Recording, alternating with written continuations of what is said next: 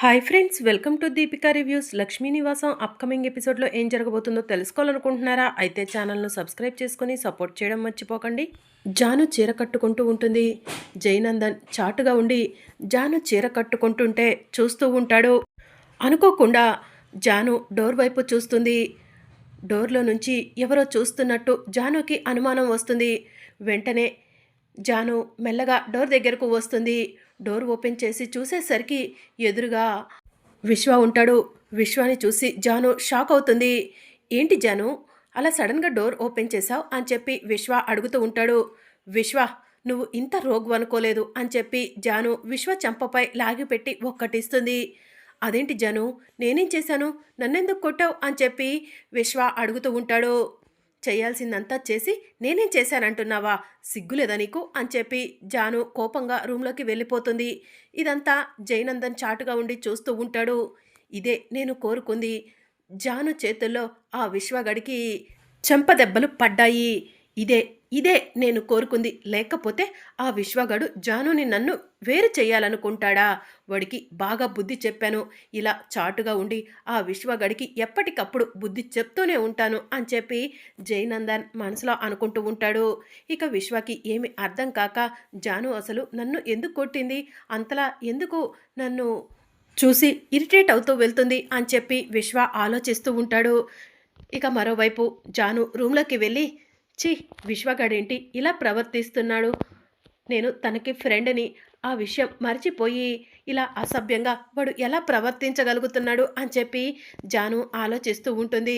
జై సార్ ఎక్కడున్నారు సార్, తొందరగా వచ్చేయండి, నేను మీకోసం ఎదురు చూస్తున్నాను సార్ అని చెప్పి జాను మనసులో అనుకుంటూ ఉంటుంది. ఇక మార్నింగ్ అవుతుంది. బసవరాజు ఇంట్లో పెళ్లి హడావుడి మొదలవుతుంది. విశాలాక్షి, త్వరగా రా, కీర్తిని పెళ్లి కూతురుని చేయాలి అని బసవరాజు అంటూ ఉంటాడు. అన్ని ఏర్పాట్లు చేసేసానండి అని చెప్పి విశాలాక్షి అంటూ ఉంటుంది. అమ్మ కీర్తి, ఎక్కడున్నావు, త్వరగా రామ్మా అని చెప్పి బసవరాజు అంటూ ఉంటాడు.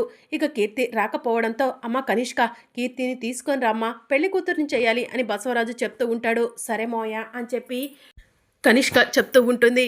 మరోవైపు హరీష్ తాగి ఇంటికి వెళ్ళటంతో లక్ష్మి వాళ్ళు బాధపడుతూ ఉంటారు.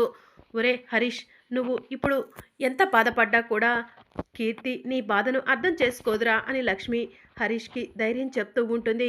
ఇక అప్పుడే హర్ష తన ఫ్రెండ్ హరీష్కి ఫోన్ చేస్తాడు.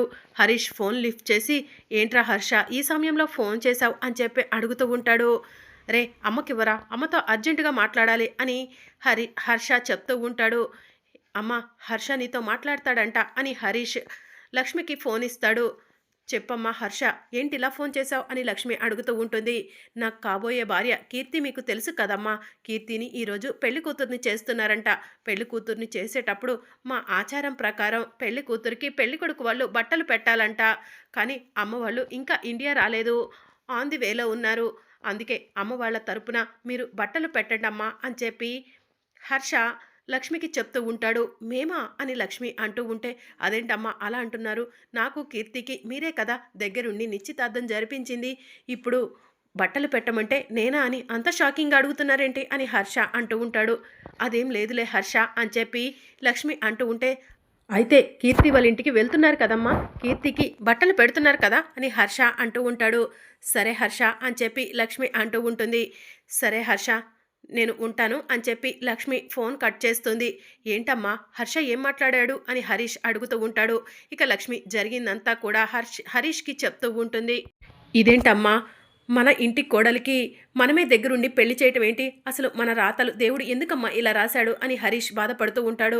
నాన్న హరీష్, నువ్వేం బాధపడకు, కీర్తికి నీకు ఆ దేవుడు ఎప్పుడో ముడి వేసేశాడు, మీ ఇద్దరిని విడదీయటం ఎవరి తరం కాదు, మీరిద్దరూ కలుస్తారన్న నమ్మకం మాకుంది అని చెప్పి లక్ష్మి అంటూ ఉంటుంది. ఇంకెలా కలుస్తామమ్మా, రేపు కీర్తికి పెళ్ళి అని హరీష్ చెప్తూ ఉంటాడు. ఆ పెళ్ళి ఎలాగైనా ఆగిపోతుంది అని చెప్పి లక్ష్మి ఏడుస్తూ చెప్తూ ఉంటుంది. ఇక మరోవైపు కనిష్క కీర్తిని తీసుకొచ్చి పెళ్లి కూతుర్ని చేయడం కోసం కూర్చోబెడుతుంది. ఇక విశాలాక్షి, బసవరాజు కీర్తికి అక్షంతలు వేసి పసుపు రాసి బొట్టు పెట్టి పెళ్లి కూతుర్ని చేస్తూ ఉంటారు. అప్పుడే కనిష్క ఫోన్ రింగ్ అవుతూ ఉంటుంది. కనిష్క పక్కకు వెళ్ళి ఫోన్ మాట్లాడుతూ ఉంటుంది. ఇక మరోవైపు తులసి రూమ్లో కూర్చొని ఉంటుంది. మామయ్య గారు నన్ను పెళ్లి పనుల్లో ఇన్వాల్వ్ అవ్వొద్దన్నారు. లేదంటే నేను కూడా అందరితో పాటు అక్కడే ఉండేదాన్ని. కీర్తి వదినను పెళ్లి కూతుర్ని చేస్తున్నారు కదా! నేను కీర్తి వదినకు నచ్చచెప్పే ప్రయత్నం చేసేదాన్ని. నేను ఎలాగైనా అక్కడికి వెళ్ళాలి అని తులసి ఆలోచిస్తూ ఉంటుంది.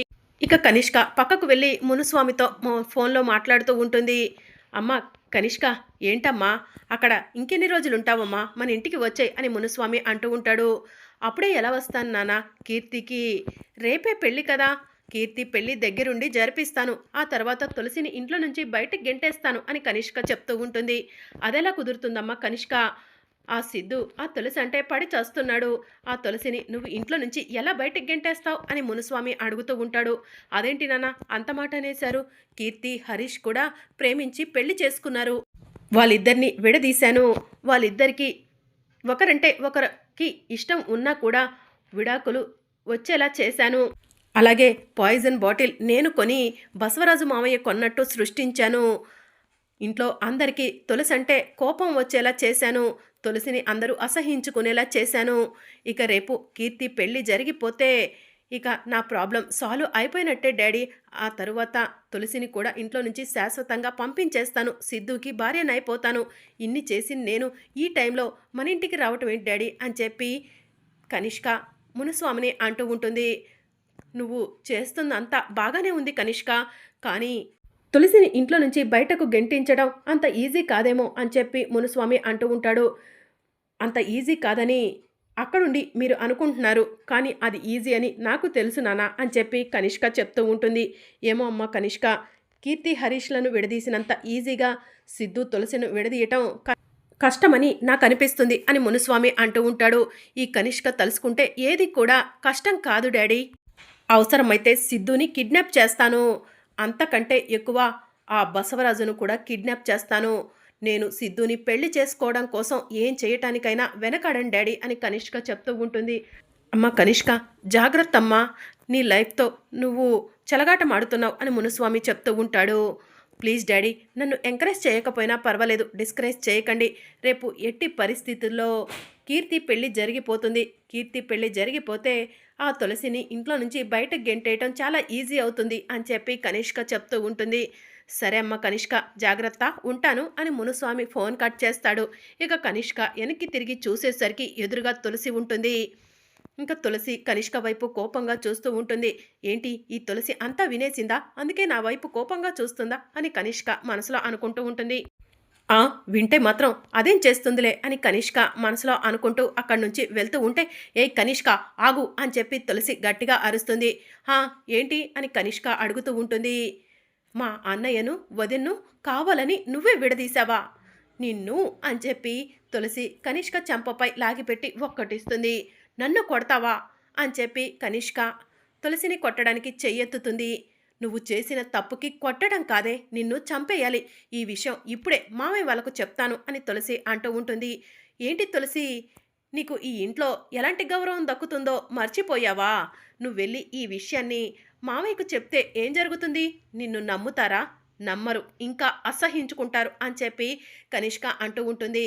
కనిష్క చెప్తున్నాను విను, నువ్వు చేసిన కుట్రలన్నిటికీ కూడా చెక్ పెట్టేస్తాను, కీర్తి వదిన్ను హరీష్ అన్నయ్యను కలుపుతాను, వాళ్ళిద్దరూ విడిపోవడానికి కారణం నువ్వేనని వాళ్ళకు తెలిసేలా చేస్తాను, వాళ్ళిద్దరి మధ్య ఎంత ప్రేమ ఉందో వాళ్ళిద్దరికే తెలిసేలా చేస్తాను, చూస్తూ ఉండు అని తులసి కనిష్కతో ఛాలెంజ్ చేస్తుంది. పోవే, నీకంత సీన్ లేదులే అని కనిష్క అంటూ ఉంటుంది.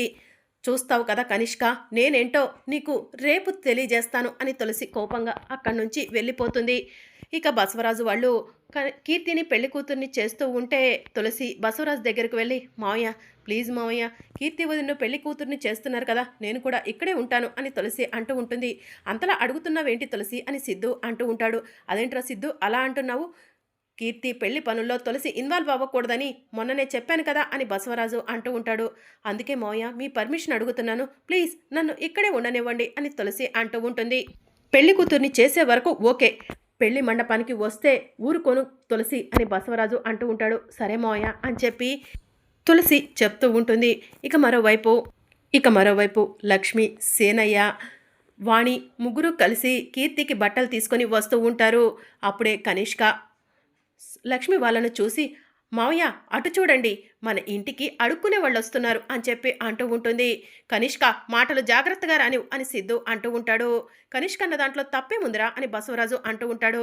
నానా మీరు కూడా అనవసరంగా కనిష్కకు సపోర్ట్ చేయకండి అని చెప్పి సిద్ధు అంటాడు. ఆ అడుక్కునే వాళ్ళు ఎందుకు వస్తున్నారో నేను కనుక్కొని వస్తానమ్మా అని బసవరాజు లక్ష్మి సేనయ్య వాళ్లకు ఎదురు వెళ్తాడు.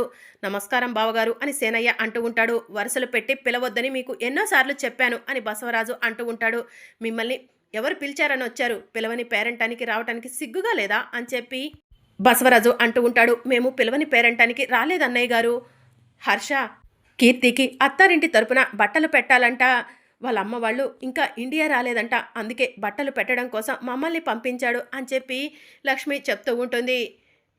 చ ఎవరి మొహాలైతే చూడకూడదనుకుంటున్నామో వాళ్ళ మొహాలే చూడాల్సి వస్తుంది అని చెప్పి బసవరాజు అంటూ ఉంటాడు. వచ్చారు కదా, త్వరగా బట్టలు పెట్టి వెళ్ళిపోండి అని బసవరాజు అంటూ ఉంటాడు. ఇక లక్ష్మి సేనయ్య బట్టలు తీసుకొని కీర్తి దగ్గరకు వస్తారు. అమ్మా కీర్తి, ఈ ఒక్కరోజు మాత్రమే సమయం ఉంది, పెళ్లి క్యాన్సిల్ చేస్తానని చెప్పమ్మా, నీ చేతుల్లోనే ఉందమ్మా పెళ్లి క్యాన్సిల్ అవ్వటం అనేది అని లక్ష్మి కీర్తికి చెప్తూ ఉంటుంది. ఆ మాటలను బామ్మ విని, ఏయ్ లక్ష్మి ఏం చేస్తున్నావే నువ్వు, నా మనవరాలికి పెళ్లి క్యాన్సిల్ చేసుకోమని చెప్తున్నావా అని చెప్పి అంటూ ఉంటుంది. మీలాంటి వాళ్ళు మా గేటు గుమ్మం తొక్కడానికి కూడా సరిపోరు, అలాంటిది ఇంట్లోకి రానిస్తే నా మనవరాలి పెళ్ళే ఆపటానికి చూస్తున్నారా అని చెప్పి బామ్మ అంటూ ఉంటుంది. అసలు మీలాంటి వాళ్ళను ఏం చెయ్యాలే అని చెప్పి బామ్మ లక్ష్మిపై చెయ్యెత్తుతే తులసి పరిగెత్తుకుంటూ బామ్మ అని చెప్పి బామ్మ దగ్గరకు వెళ్ళి గట్టిగా అరుస్తుంది. ఇక బామ్మ తులసి మెడలో తాళి పట్టుకొని, ఏ లక్ష్మి వచ్చిన పని చూసుకొని వెళ్లకుండా పెళ్లి ఆపే ప్రయత్నం చేస్తే నీ కూతురు మెడలో తాళి తెగుతుంది అని చెప్పి చెప్తూ ఉంటుంది. ఇక అప్పుడే సిద్ధు పరిగెత్తుకుంటూ బామ్మ దగ్గరకు వచ్చి, బామ్మ తులసి మెడలో తాళి వదిలే అని చెప్పి అంటూ ఉంటాడు. మరి అప్కమింగ్ ఎపిసోడ్లో ఏం జరగనుందో తెలుసుకోవాలనుకుంటున్నారా? అయితే ఛానల్ను సబ్స్క్రైబ్ చేసుకొని సపోర్ట్ చేయడం మర్చిపోకండి. Thank you for watching.